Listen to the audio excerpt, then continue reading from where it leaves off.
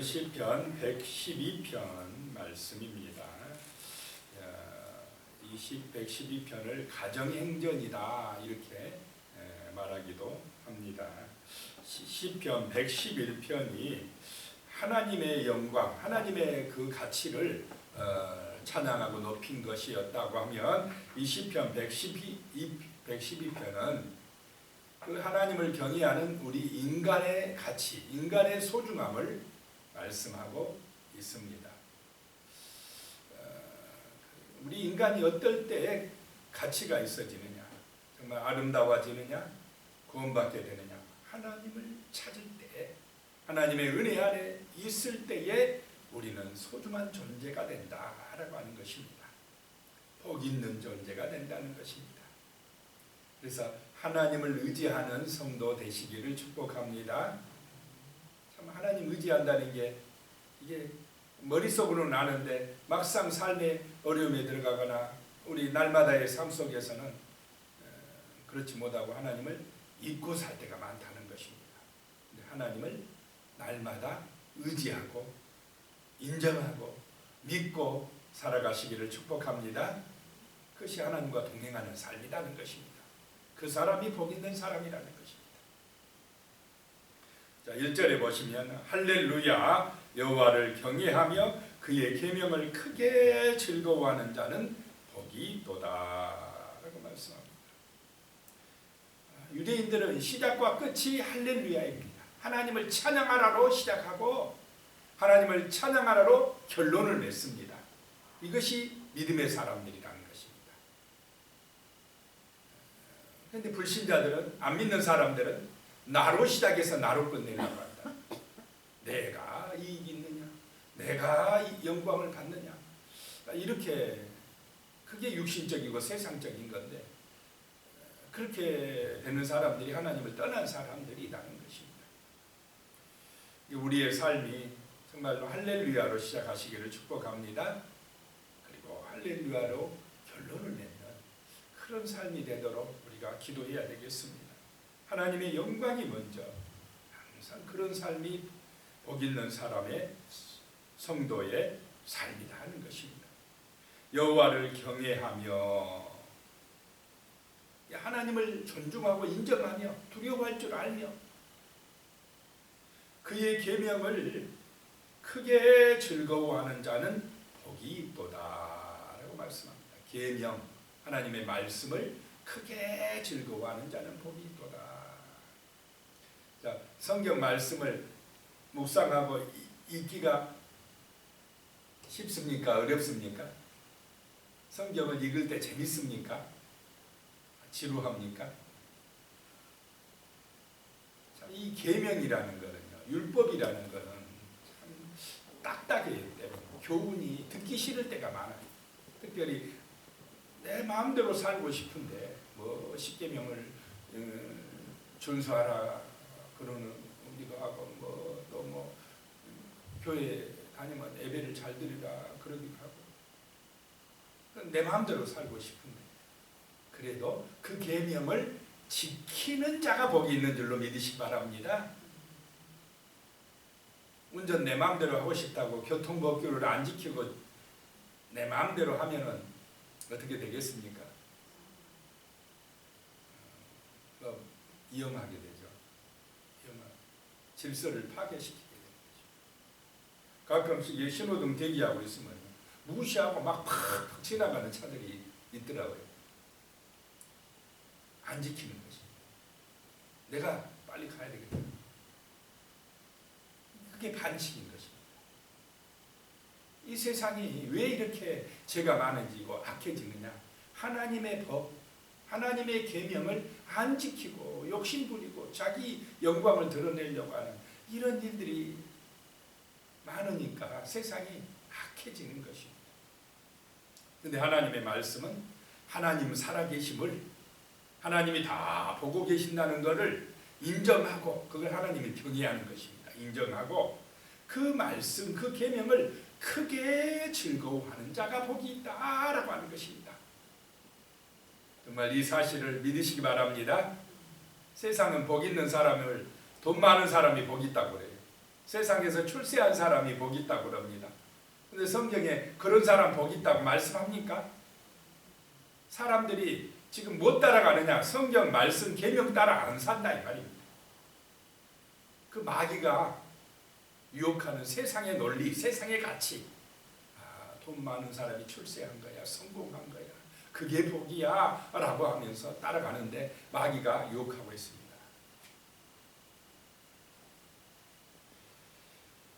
그의 계명을 크게 즐거워하는 사람, 하나님의 말씀을 즐거워하는 사람이 복이 있는 줄로 믿으시기 바랍니다. 세상 사람은 안 믿어도 우리는 믿어야 됩니다. 2절에요. 그러면 그의 후손이 땅에서 강성함이여 정직한 자들의 후손에게 복이 있으리로다 라고 말씀합니다.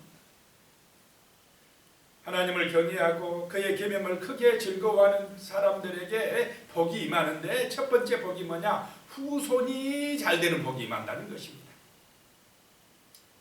자손들이 잘 되는 것보다 더 행복한 일이 있겠습니까? 후손이 잘 된다. 또 후손이 잘 된다 하니까 아이고 얼마나 출세했길래 또 이 생각이 들 수가 있어요. 여기서 후손이 잘 된다라고 하는 가장 잘 되는 게 뭐냐? 일단 후손이 하나님의 은혜 안에 있다는 것입니다. 믿음 안에 산다는 것입니다. 그것이 복인 줄로 믿으시기 바랍니다. 자, 복이 뭐라고 해요? 성경에 하나님의 계명을 크게 즐거워하는 자, 하나님을 인정하고 살아가는 사람, 그게 강성함이라는 것입니다. 하나님이 함께하는 사람보다 더 강력한 사람이 있겠습니까? 영원한 생명을 얻은 구원받은 백성보다 더 능력 있는 사람이 어디가 있겠습니까?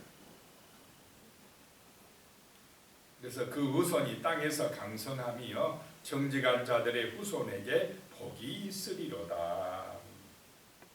정직한 자들이 누구냐? 착하게 사는 사람들이 아니라 하나님을 경외하는 사람들이, 말씀을 크게 즐거워하는 사람들이 정직한 사람들인 줄로 믿으시기 바랍니다. 하나님이 내 마음속에 계시면요, 그게 정직입니다. 그것이 의로움입니다. 후손이 믿음 안에서 강성하게 된다는 것입니다. 하나님이 지켜주시고 은혜 주심으로 천대까지 복을 받는 귀한 은혜가 임한다라고 하는 것입니다. 그 다음에 하나님을 경외하며 그의 계명을 크게 즐거워하는 사람에게 또 복이 임하는데 어떤 복이 임하느냐? 3절에요. 부와 재물이 그의 집에 있음이여 그의 공의가 영구히 서 있으리로다. 자, 부자 되는 것, 재물도 누가 주신다는 것입니까? 하나님이 주신다는 것.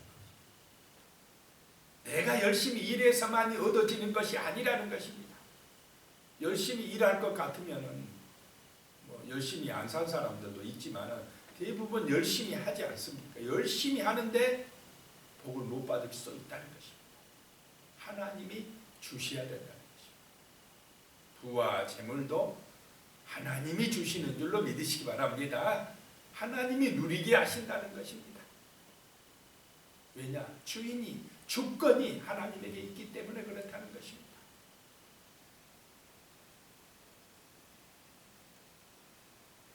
그의 집이 영구히 서 있으리로다. 천대까지, 아니 영원히 복받는 길이 뭐냐? 하나님을 경외하는 것이요 그의 계명을, 말씀을 즐거워하는 것이다 라고 하는 것입니다.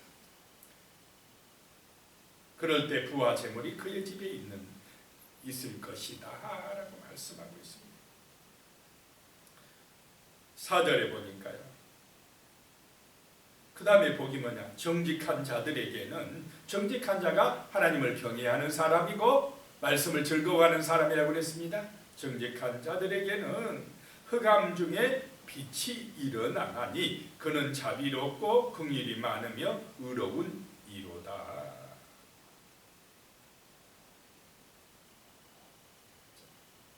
흑암이 덮여있다, 깜깜하다, 어려움이 있다, 절망적이다, 희망이 없다 할 때에도 하나님을 경외하는 사람들, 그 계명을 크게 즐거워하는 사람들에게는 거기서도 빛이 일어나는 줄로 믿으시기 바랍니다.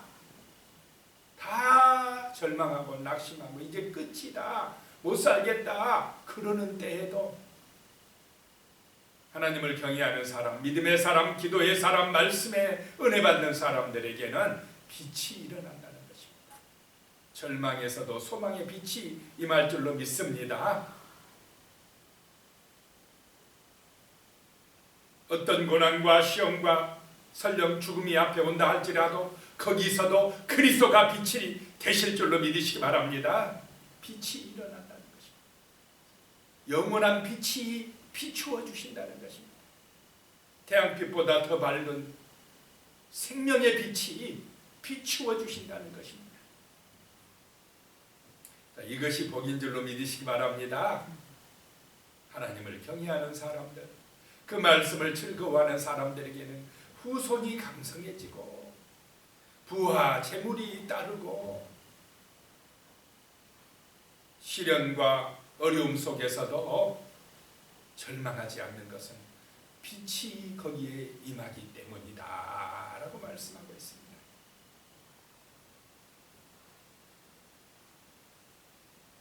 오절에요. 은혜를 베풀며 구워주는 자는 잘 되나니 그 일을 정의로 행하리로다.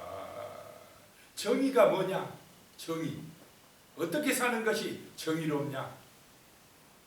물론 하나님을 경외하고 그 말씀을 즐거워하는 것이 정의입니다. 그렇게 하나님을 경외하는 사람, 하나님을 사랑하는 사람은 또 사람도 사랑하겠습니까? 안 하겠습니까? 사람도 사랑하게 돼요. 섬길 줄 아는 사람이 됩니다. 베풀 줄 아는 사람이 됩니다. 이게 정의입니다. 세상이 정의롭지 못하다고 합니다. 부정과 부패가 많아지고 있다고 합니다. 왜 그러냐? 하나님 경외 안 하니까. 하나님 사랑 안 하니까 그랬어. 하나님 사랑 안 하고 누구만 사랑하는 게 문제입니까? 자기 우상에 빠져 있어. 그 베풀 줄을 몰라. 섬길 줄을 모릅니다. 은혜를 베풀고 구워주는 자가 잘 된다고 하는데 베풀고 구워주기보다는 어떻게든지 뺏어가지고 욕심부려가지고 나만 부자 되겠다고 나만 더 많이 가지겠다고 하니까 세상이 정의롭지 못합니다. 거짓과 부정과 부패가 많아지고 있는 것입니다. 사랑이 식어지고 있는 것입니다.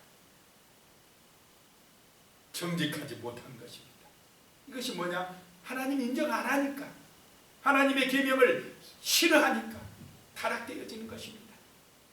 이것이 우상숭배고 탐욕이고 제약이고 하나님의 심판을 받을 수밖에 없는 그런 바벨탑을 쌓는 것입니다. 그런데 은혜를 베풀고 구워주고 이렇게 하는 사람들, 자비로운 사람들, 긍휼이 많은 사람들, 이런 사람들이 의로운 사람들이라는 것입니다. 이런 사람들은 6절에 그는 영원히 흔들리지 아니하며 의인은 영원히 기억되리로다. 이렇게 하나님 경외하고 정의롭게 사는 사람들은 흔들림이 없다는 것입니다. 두려워할 것도 없습니다. 하나님 바라보고 살아가니까. 하나님 앞에서 영원히 기억될 줄로 믿으시기 바랍니다. 세상의 권력 잡고 세상에서 부자로 살았어도 죽으면 그 이름이 잊혀져 버립니다. 그런데 의롭게 사는 사람들, 정말 하나님의 은혜 안에 사는 사람들은 영원한 생명책에 저 하늘에서 기억될 줄로 믿으시기 바랍니다. 영원히 기억되는 인생을 살아가야 된다는 것입니다. 그것이 잘 사는 것입니다. 자꾸 세상은 잘 사는 게, 돈 많은 게 잘 사는 거다, 출세한 것이 잘 사는 것이다, 그거 못 사는 것입니다. 잠깐입니다. 기억되지 않습니다. 영원한 것, 영원한 것을 붙들어야 될 줄로 믿습니다. 말씀을 붙들어야 잘 사는 것입니다. 영원히 기억되는 삶을 살아가야 된다는 것입니다. 천국에 들어가는 삶을 살아가야 된다는 것입니다. 그런 사람은 7절에 그는 흉한 소문을 두려워하지 아니하며 여호와를 의뢰하고 그의 마음을 굳게 청하였도다 라고 말씀하고 있습니다. 흉한 소문을 두려워하지 않는다는 것입니다. 사람들이 얼마나 두려워하고 있습니까? 많이 가질수록 두려워해요. 도둑놈이 오지 않고 혹시 오지 않을까? 강도가 내 가진 거 뺏어가지 않을까? 집에 뭐 없으면 그냥 참 편안하게 사는데 뭐 금은 보석이나 뭐가 많으면 참 편안하게 삽니까? 조금 불안해집니까? 많이 가질수록 사람들이 불안하고 걱정, 근심이 많아요. 그런데 하나님을 의지하는 사람은 가졌든지 못 가졌든지 두려워하지 아니할 줄로 믿습니다. 왜냐? 무엇을 의지하기 때문에요? 말씀을 의지하기.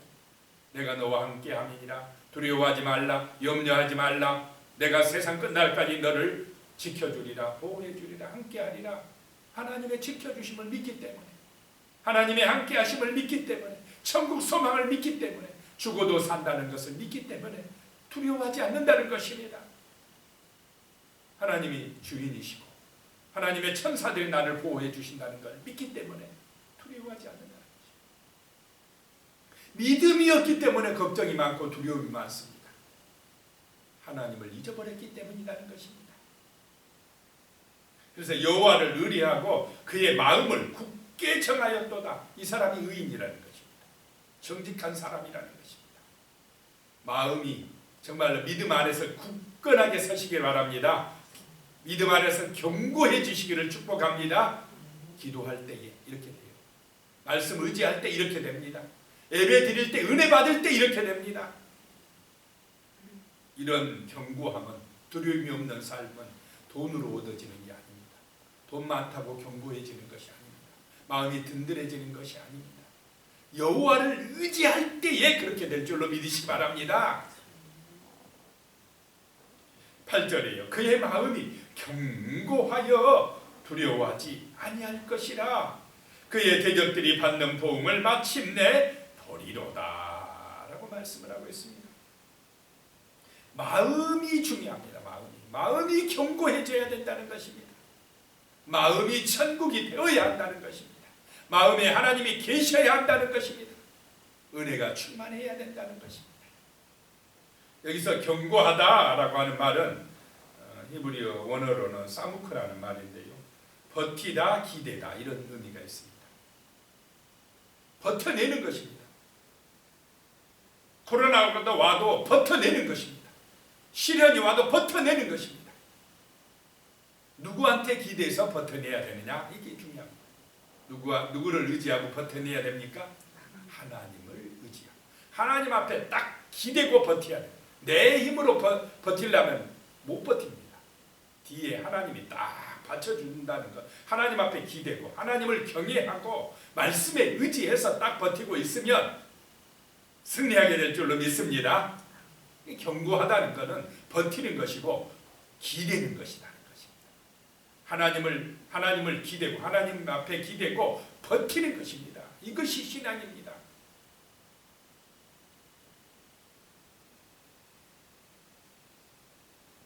대적들이 공격에 올 때에 버텨내는 것입니다.